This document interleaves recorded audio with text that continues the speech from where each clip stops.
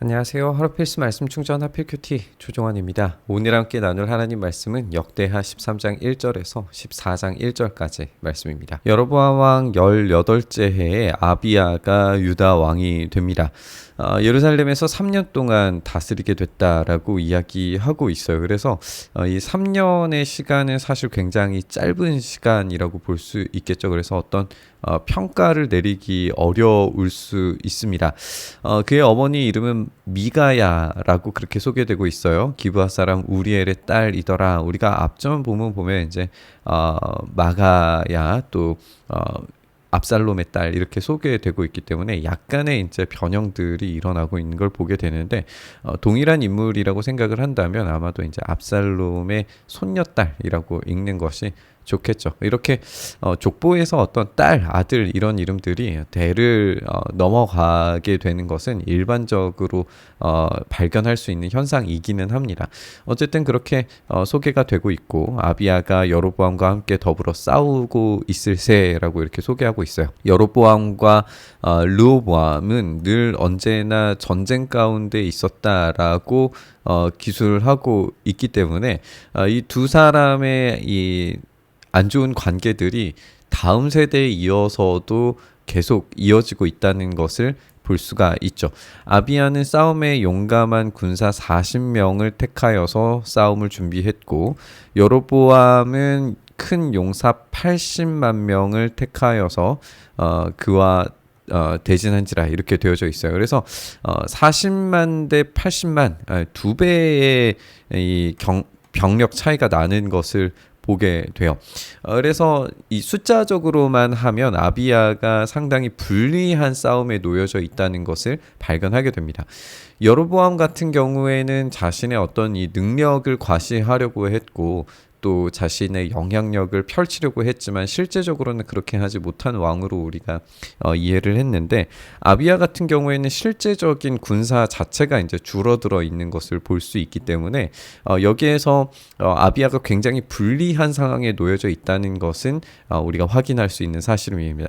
근데 르호보암 같은 경우에는 이 전쟁과 어떤 이 문제를 해결하는 데 있어서 하나님을 의지하기보다 자기 능력을 조금 더 의지하고 과신하려고 하는 그런 모습들을 봤었다면 아비야는 좀 다른 선택을 하게 되죠. 하나님께 간구하고 기도하고 또 사람들로 하여금 언약을 기억하도록 만드는 모습을 우리가 읽게 됩니다. 아비야가 에브라임 산중 스마라임 산 위에 서서 이르되 여로보암과 이스라엘 무리들아 다 들으라. 이스라엘 하나님 여호와께서 소금 언약으로 이스라엘 나라를 영원히 다윗과 그의 자손에게 주신 것을 너희가 알 것 아니냐. 이렇게 이 적군을 향하여서 하나님의 소금 언약을 기억하라라고 연설을 하고 있는 걸 보게 돼요. 이 소금 언약이라고 하는 건 민수기에 등장하는 언약인데 하나님께서 약속의 땅에 들어갔을 때에 기업으로 주신 것은 그 누구도 빼앗을 수 없다라고 하는 거예요. 근데 하나님께서 다윗과 솔로몬을 기업으로 삼으시고 왕으로 삼으셨기 때문에 그것에 대해서 누구도 빼앗을 수 없다라고 하는 정당성을 이야기하는 거죠. 그래서 지금 이 모세에 대한 율법과 또 다윗에 대한 언약을 결합하고 있는 모습을 우리가 확인을 할 수 있어요. 그게 우리가 솔로몬을 통하여서도 함께 확인을 했었던 부분이었습니다. 다윗의 아들 솔로몬의 신하 느밧의 아들 여로보암이 일어나 자기의 주를 배반하고 이렇게 하나님께서 기업으로 주신 이 소금 언약으로 하나님의 집을 세우도록 만드신 그래서 그 성전과 가문을 배신했다라고 하는 점을 이제 이야기하고자 하죠. 그래서 일단은 가문에 대한 배신이 등장을 하고 조금 있다가 이제 예배에 대한 오염, 성전에 대한 배신이 일어났다라고 하는 점을 지적하게 될 거예요. 이렇게 주를 배신하고 남봉꾼과 잡배가 모여 따름으로 스스로 강하게 되어서 솔로몬의 아들 르호보암을 대적하였으나 그때 르호보암이 어리고 마음이 연약하여 그들의 입을 능히 막지 못하였느니라 이렇게 이야기하고 있어요.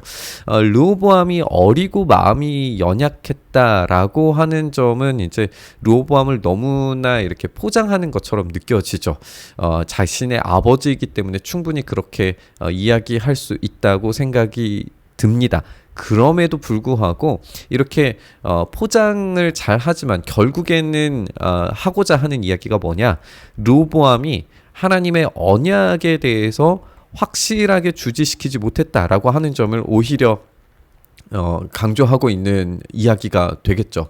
그래서 르호보암은 어리고 마음이 연약해서 그것들에 대해서 무지해서 언약에 대해서 온전히 이야기하지 못했지만 나는 그렇지 않다라고 하는 것을 이야기하고 있어요. 이제 너희가 또 다윗 자손의 손으로 다스리는 여호와의 나라를 대적하려 하는도다. 너희는 큰 무리요 또 여로보암이 너희를 위하여 신으로 만든 금송아지들이 너희와 함께 있도다.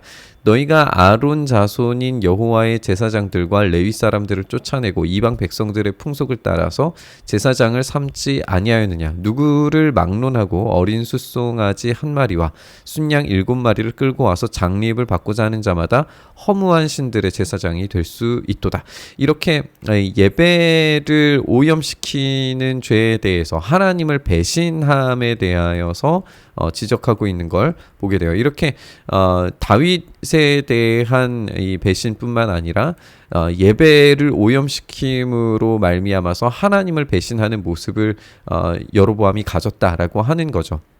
그리고 이렇게 어린 숫송아지 한 마리, 순양 7마리를 끌고 와서 장립받고자 하는 자마다 이 제사장이 될 수 있었다. 한마디로 말해서 이 거룩한 이 직분을 이 매매하는 일이 돼버리는 거죠. 바로 이 지점에서 거룩한 이 직분을 오염시키고 또 하나님의 거룩성을 침범하는 일에 대해서 이 심판받아 마땅할 일이라는 것을 지적하고 있어요.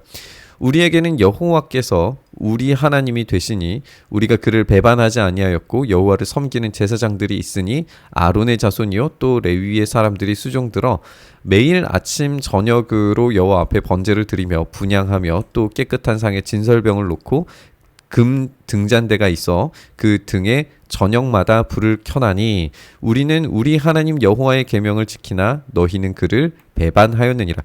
이렇게 예배를 율법에 따라서 온전히 지키고 있는 이 남유다와 북이스라엘이 하고 있는 하나님에 대한 이 배반, 이것이 아주 대비가 되면서 결국에는 율법에 온전히 순종하는 이쪽에 더 큰 정당성이 있다라고 하는 것을 이야기하고 있어요. 이렇게 하나님이 우리와 함께 하사 우리의 머리가 되시고 그의 제사장들도 우리와 함께하여 전쟁에 나팔을 불어 너희를 공격하느니라. 이스라엘 자손들아 너희 조상들의 하나님 여호와와 싸우지 말라. 너희가 형통하지 못하리라. 결국에 누구와의 싸움이냐라고 했을 때 그들이 전쟁을 함에 있어서 국가 간의 전쟁으로 이해하기 쉽지만 결국 아비야가 이야기하는 것은 지금의 이 전쟁이 하나님과의 싸움이다 라고 하는 점을 지적하고 있습니다. 여로보암이 유다의 뒤를 둘러서 복병하였으므로 그 앞에는 이스라엘 사람들이 있고 그 뒤에는 복병이 있는지라. 유다 사람이 뒤를 돌아보고 자기 앞뒤 적병으로 말미암아 하나님께 부르짖고 제사장들은 나팔을 부니라.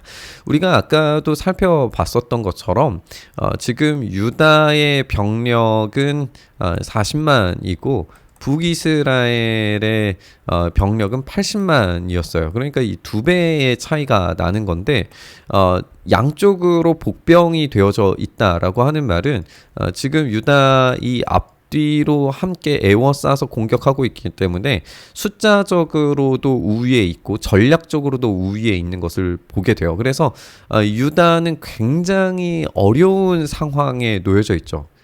그때에 여호와께 부르짖고 제사장들이 나팔을 불게 됩니다. 어떤 전략적 접근보다도 어떤 이 예배적 측면에서 훨씬 더 지금 하나님께만 의지하고 있는 모습을 분명히 보여주고 있어요.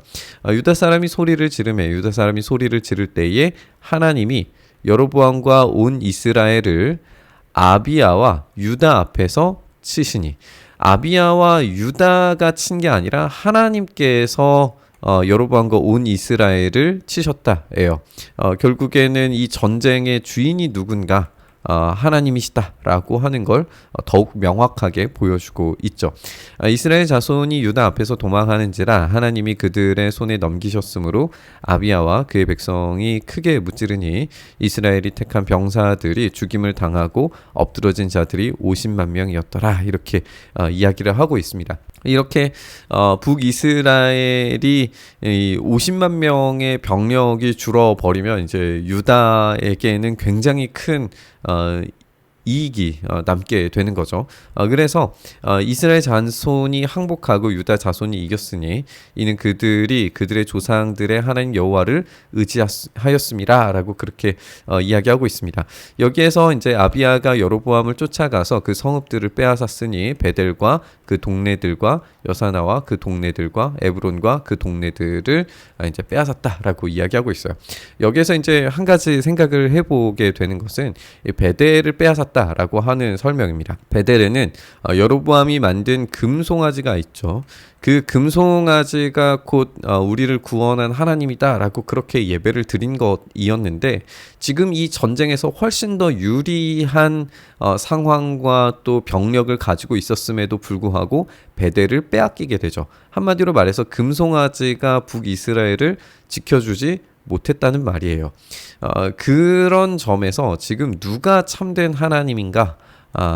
라고 하는 질문에 당연히 이제 이 유다의 정통성 그리고 유일하신 하나님으로서 예배받기에 합당하신 하나님이 여기에서 선명하게 드러나고 계신다라고 하는 것을 볼 수가 있습니다. 아무리 인간적인 유리함과 또 전쟁의 특수성이 있다고 하더라도 하나님께서 그 전쟁에 참여하시고 주인이 되시는 순간 하나님께서 함께 하시는 편이 승리할 수밖에 없다라고 하는 걸 다시 확인하게 됩니다. 아비야 때에 여로보암이 다시 강성하지 못하고 여호와의 치심을 입어 죽게 됩니다. 아비야는 점점 강성하며 아내 14을 거두려 아들 22과 딸 16을 낳았더라. 이렇게 이야기하면서 이 아비야의 강성함을 보여줍니다. 근데 우리가 아까도 살펴봤던 것처럼 아비야가 강성하기는 하지만 3년밖에 다스리지 못해요. 그 당시에 이제 이 복에 대해서 하나님께서 주시는 이 복에 대해서 이 명징하게 알 수 있는 것은 이 장수의 축복이죠. 그렇기 때문에 일찍 이 숨을 거둔 아비야를 긍정적으로 그리기 어려웠었던 것 같아요. 그래서 열왕기를 우리가 참고해 보면 아비야는 르호보암의 죄를 따라갔다라고 그렇게 소개하는 것을 볼 수 있습니다. 이렇게 긍정적인 면과 부정적인 면모들이 동시에 존재하는 인물이지만 어쨌든 이 전쟁의 측면에서 하나님만을 온전히 의지함으로써 승리했다는 점에서 우리가 주목해서 살펴볼 수 있고 그런 부분에서 아비야의 긍정적인 면을 볼 수 있다라고 지적할 수 있을 것 같습니다. 아비야의 남은 사적과 그의 행위와 그의 말은 선지자 이도의 주석책에 기록이 되었다 이렇게 소개하고 있고요. 이제 마지막 이 공식으로서 그 조상들과 함께 누움에 다윗성에 장사되었고 아사가 대신하여 왕이 되니 그 시대에 그 땅이 20년 동안 평안했다라고 이야기하면서 하나님께서 전쟁하시는 그 전쟁의 승리 그리고 그 결과 평화라고 하는 측면을 우리가 확인을 할 수가 있습니다. 우리가 함께 살펴본 것처럼 하나님께서 전쟁의 주인이 되실 때에 모든 문제들이 역전되는 것을 보게 됩니다. 인간적인 어떤 숫자적인 판단들 또 정세적인 판단들 전투의 어떤 전략적 판단들보다도 더 큰 것이 하나님의 일하심이라는 걸 우리가 보게 됩니다. 여기서 더 중요한 것은 어떻게 예배드리느냐라고 하는 것도 우리가 주의 깊게 생각해 봐야 할 것 같습니다.